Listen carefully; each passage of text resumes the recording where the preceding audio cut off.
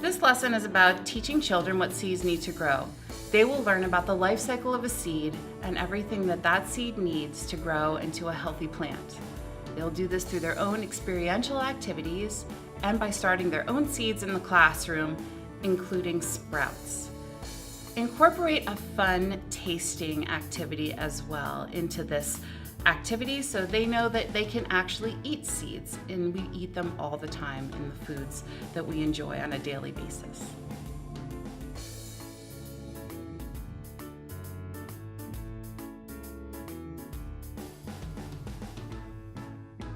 Seed starting. This is one of the most fun things that you're going to do with the children in your classroom. You can start seeds for your garden depending on your region in the early spring or in the early fall and still get a wonderful garden outside.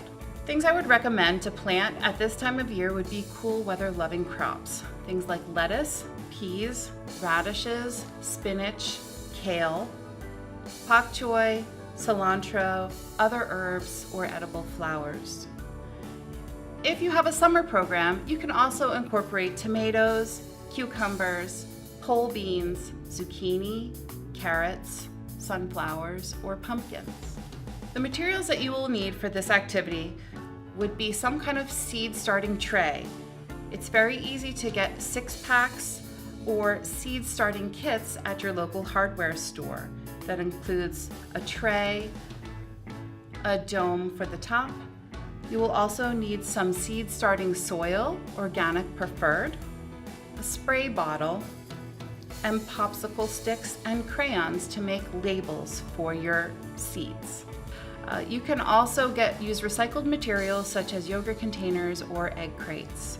Get all of these materials ready before you start, and group the children into small groups so everyone is able to have a turn. You're going to want to take your soil mix and put it in a bucket. Moisten it with a little bit of water. Moisten it just enough so when you squeeze it together, it sticks together, but there is no water dripping out.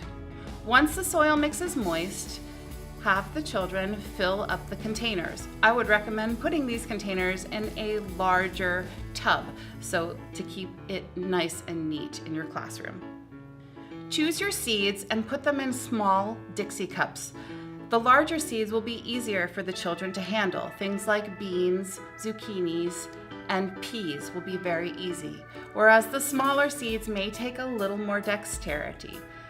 I recommend just putting a few seeds in each cup, again, to have it be easy for the children to handle and to minimize waste. Once the trays are filled with soil, each child will poke a pencil-sized hole into each cell for the seeds to fit in. And then they will drop 1 to 2 seeds in each hole of the container.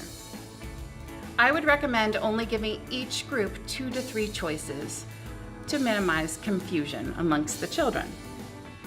The size of the hole for the seed should really only be 1.5 times the size of the seed itself.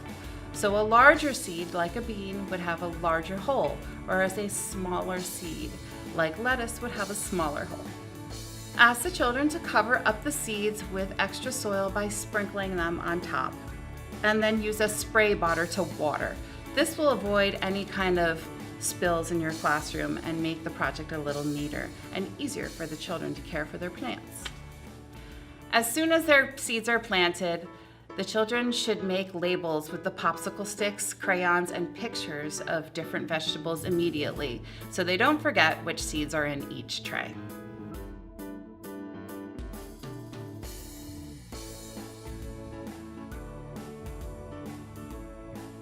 Next activity is sprouting. Sprouting is so much fun.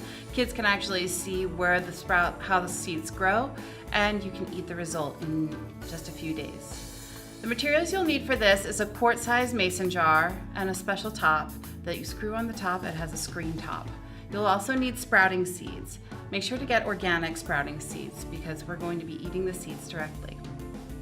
The first step is to put seeds in your jar. You only want to just cover the bottom layer of the jar with seeds. Those seeds are going to expand hundreds of times their size by the time they're done. Screw the top back on and fill the jar up with water. You'll let this jar sit overnight with water just to soak, and in the morning, dump out the water and rinse. You're going to be rinsing these seeds twice a day and turn them over to drain. Make sure to check on them every day. They'll be ready in 5 to 7 days to eat.